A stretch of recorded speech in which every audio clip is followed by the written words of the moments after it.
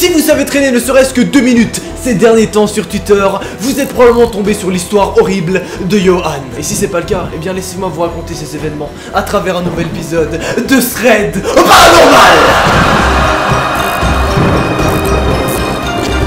Vous allez tout de suite voir que ces événements sont totalement hors du commun. Et je vais pas te mytho que ce soir je te conseille de mettre beaucoup de couverture hein, si t'as envie de dormir. Non mais après ça te protège, t'inquiète genre. Voici comment débute l'histoire de Johan. Il faut d'abord s'imaginer le contexte. Johan qui est un adolescent de 17 ans se rend évidemment à sa rentrée scolaire au lycée, bref tranquille tu vois, tout à fait normalement. Il arrive, c'est sa 2e année, il se met bien, il se met chill. Et le soir il rentre de l'école. Qu'est-ce qu'il fait quand il rentre de l'école? Il prend le bus qui l'amène directement à son village un petit peu perdu. Et voici ce qui s'y produit. Salut Twitter, j'ai envie de vous raconter ce qui se passe de chelou depuis le début de l'année scolaire. Ça a commencé à la toute première journée. Le soir, lorsque j'allais au coin de la rue pour attendre mon bus, j'ai toujours été seul à mon arrêt. Sauf que, ce soir-là. En effet, lorsque je marchais pour me rendre à mon arrêt, une fille est venue me voir pour savoir l'arrêt de la rue 409, le numéro de mon autobus scolaire. Je lui ai dit de me suivre, car j'allais aussi au même arrêt. Et il faut savoir que j'habite dans un quartier peu fréquenté, comme je l'ai dit avant d'ailleurs, hein, tu connais les bails, voilà, je prévois déjà un peu la suite. Je suis un mec comme ça, non mais t'inquiète, bon.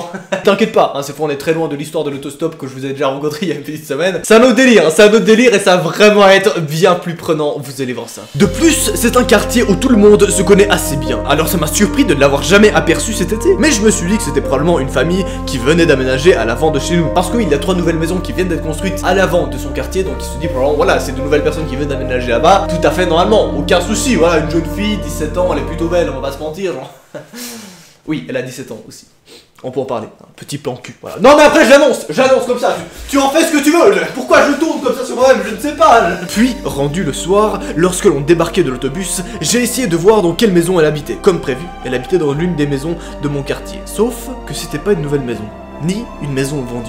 Elle est rentrée dans une maison qui a jamais été à vendre depuis longtemps, je dirais environ 25. De plus, dans ma mémoire, les personnes qui demeurent dans cette maison n'ont aucun enfant, ni beaucoup de famille. Je n'ai jamais vu aucune visite dans cette maison. Du coup, ça m'a semblé assez particulier qu'une jeune fille habite dans cette maison-là. Ils pensent évidemment au début que c'est juste pour quelques jours, que la fille va rester là un petit moment, et ensuite elle va partir. Genre c'est des petites vacances qu'elle passe là-bas, tu vois, c'est les voisins. Seulement, l'histoire va tout de suite prendre un tournant définitif dès que tu m'as ajouté Snapchat et Instagram. Bah oui, non mais d'abord tu fais ça et après tu vas voir l'histoire, tu vois. C'est toi qui décides, tu peux changer le cours de l'histoire. Pardon, t'es le pire mec. C'est faux, hein, c'est complètement faux Timothée, mais tu peux quand même m'ajouter Snapchat et Instagram. Et tu peux éventuellement t'abonner à ma nouvelle chaîne qui est en description. Bah oui, parce que je fais plusieurs chaînes YouTube, je suis un mec comme ça, je suis un mec un peu multitâche, je pratique le dab, comme ça je bang. On continue, 10 000 likes et vous choisirez le prochain thread en commentaire. Le précieux temps passe, le précieux temps s'écoule. Des jours et des jours passent, et évidemment ce thread continue. Et cette jeune fille, tous les soirs, commence à rentrer à la maison à la même heure, dans cette vieille maison. Donc à ce moment-là, tu vois, Johan se dit, mais c'est un peu relou, ça veut dire que la meuf, elle est pas là en vacances, genre elle est vraiment ici, mais qu'est-ce que c'est le fun? Donc qu'est-ce qu'il fait? Il demande directement à tous ses potes si par hasard ils auraient pas cette fille-là, qui s'appelle d'ailleurs à ce moment-là Marianne. Oui, parce qu'après elle a changé le nom, c'est faux. Il demande donc à ses potes s'ils ont pas par hasard une Marianne dans leur classe, et un de ses potes répond oui. Cette Marianne-là, c'est une fille complètement normale qui tous les soirs, évidemment, termine ses cours et ensuite il la voit plus. Voilà, parce qu'ils sont pas non plus super potes. Mais tu vois, c'est une meuf normale, c'est une meuf plutôt chill, c'est une meuf plutôt Vous allez voir la suite. Seulement là, lorsque j'ai appris qu'elle s'appelait Marianne, ça m'a semblé louche. Car oui, un peu plus tard, j'ai remarqué que le nom Ariane, Harry, donc son nom de famille, était inexistant sur internet. Et là peut-être vous vous demandez pourquoi j'ai décidé d'écrire ces tweets. En fait, il y a environ 4 jours, mon ami lui a parlé et il a dit qu'elle avait emménagé dans une nouvelle maison. Un peu louche, non? Alors que comme je vous l'ai déjà dit, la maison n'a jamais été à vendre. Et ça depuis plus de 25 ans. C'est-à-dire qu'on a vraiment une meuf qui arrive dans une maison complètement random qui n'a jamais été vendue. Vraiment, donc la meuf aménage là, mais en mode quoi? Ça n'a aucun sens vu que la maison n'a jamais été vendue. Comment est-ce qu'elle peut aménager dans cette maison là avec son père? Parce que oui, il y a également son père, vous allez le voir un peu plus tard. À aucun moment la maison des anciens propriétaires a été vendue. Qu'est-ce qui s'est passé, bordel de merde? Évidemment, le thread explose encore beaucoup plus lorsqu'on apprend ceci. De plus, la voiture qui était garée devant la maison est toujours la même qu'avant. C'est-à-dire que la voiture des anciens propriétaires de cette maison est toujours garée devant. What the fuck, les amis? What the fuck? Peut-être que oui, ça a quand même un sens. Et je vais vous l'expliquer juste après. Je précise bien sûr qu'à la fin, vous aurez mon analyse et ma théorie sur ce thread. Ici, une semaine s'écoule et rien ne se passe. Quelques petits tweets arrivent directement. Oui, alors, ça par contre, on va en parler, hein. Comment est-ce que vous prononcez le mot tweet? Non, parce que je vois 8742 commentaires qui sont en mode LOL, tu dis tweet? Genre T-O-U-I-T. Quelle grosse merde. Il sait pas dire tweet. comment est-ce que vous prononcez ça en fait? Les gars, à un moment, est-ce que vous appelez ça des tweets? Des tweets? Des tvolts? Des tvolts? Des tvolts? Des tweets? Je ne sais pas, gros, moi j'appelle ça des tweets. Voilà, parce qu'à un moment il fallait que je pose mon coup de gueule, hein, quand la moitié des commentaires sont tweet. Mais putain de merde, comment tu veux dire cette merde? Pardon. On continue. Et donc après cette longue semaine d'attente, Johan nous envoie ceci. J'ai du nouveau. Ce matin, vers 10 h, un homme d'environ 40 ans est sorti avec la certaine Marianne. Ça doit être son père. Et je suis encore choqué car la voiture des anciens voisins est encore là. Et là, un tout petit peu plus tard, un autre événement arrive. Cette nuit, je me suis levé de mon lit, j'ai entendu un gros bruit de moteur de voiture. J'ai regardé par la fenêtre et c'était la fille et l'homme. Il était 3h12 du matin quand ils sont revenus. Il y avait un sac de planches de bois, des clous et un marteau. Comme si il voulait réparer ou construire quelque chose. Évidemment, tu t'en doutes, Johan passe en mode inspecteur 542, sort donc de sa maison et va voir en face de la maison de Marianne. Et là, qu'est-ce qu'il observe? Il observe que Marianne et son père sont en train de barricader quelque chose qui mène vers un espèce de sous-sol. Tu vois, parce qu'en outre, on a une fenêtre qui apporte un champ d'illusion vers des escaliers qui descendent vers le bas. Et ces escaliers qui descendent vers le bas, ils sont en train de coller quelque chose devant pour ne pas entrer, pour ne pas sortir, pour renforcer, je ne sais pas, mais en tout cas, c'est très bizarre, hein, on va pas se mentir. Et là, encore une putain de semaine, c'est cool, sans nouvelles. Et à ce moment-là, tu vois, tu me vois vraiment derrière mon ordi en mode... Bon, bah, je ferai pas la vidéo tout de suite, hein, on va attendre un peu. C'est long, hein, c'est assez long. Les gars, vraiment, quand vous faites des threads, allez un peu plus vite, vraiment. Quitte à vraiment balancer des infos bidons, allez plus vite, s'il vous plaît. C'est une blague, évidemment. Tu me balances pas les infos bidons. Oh là là, la team premier degré, là. Casse-toi! Je me suis défoncé le pied.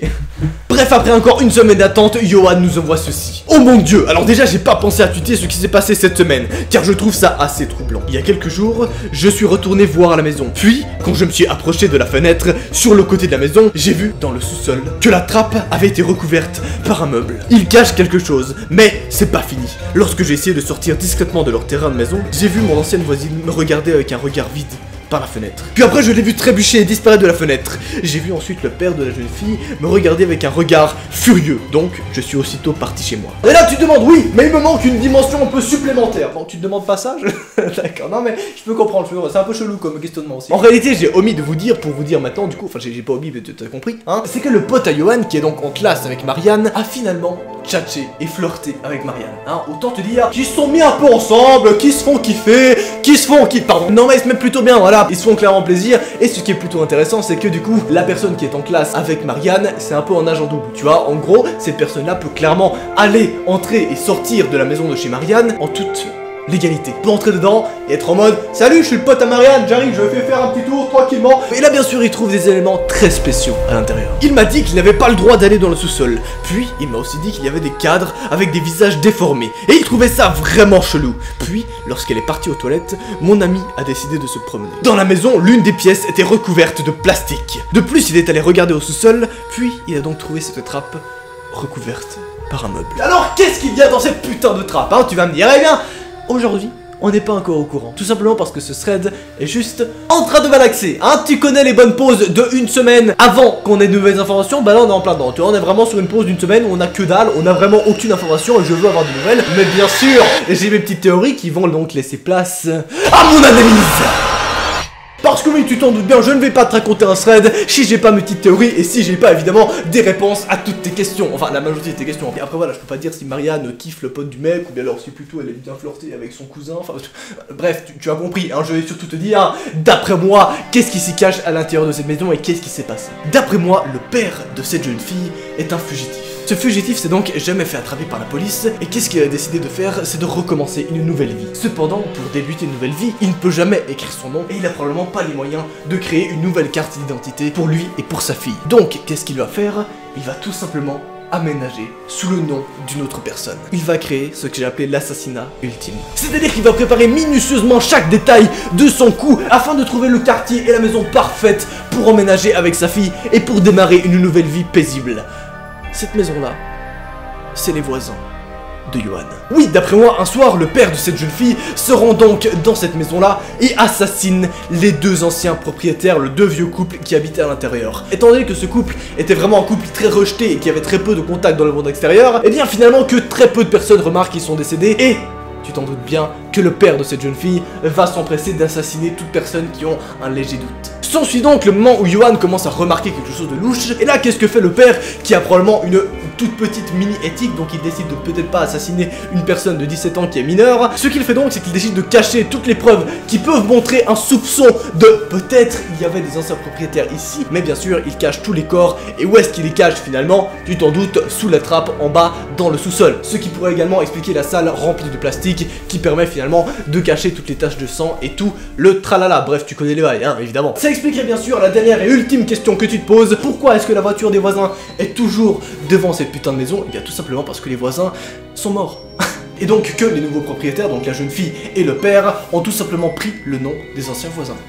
Ils se font passer pour eux. La seule personne à remarquer ça aujourd'hui, c'est Johan. Pour une prochaine vidéo, je t'invite directement à commenter une des créatures qui te fait le plus flipper. Bref, 10 000 likes, nouvel épisode, et ajoute-toi sur Snapchat et Instagram si tu kiffes ce genre d'histoire. Et bien sûr, tu connais la tradition, si tu n'as pas envie de dormir, ou si ton degré de flippage est trop élevé, tu peux regarder un autre épisode pour encore augmenter ce degré de flippage, finalement. C'était Noah, ce fut un plaisir. 3, 2, 1, allez, salut!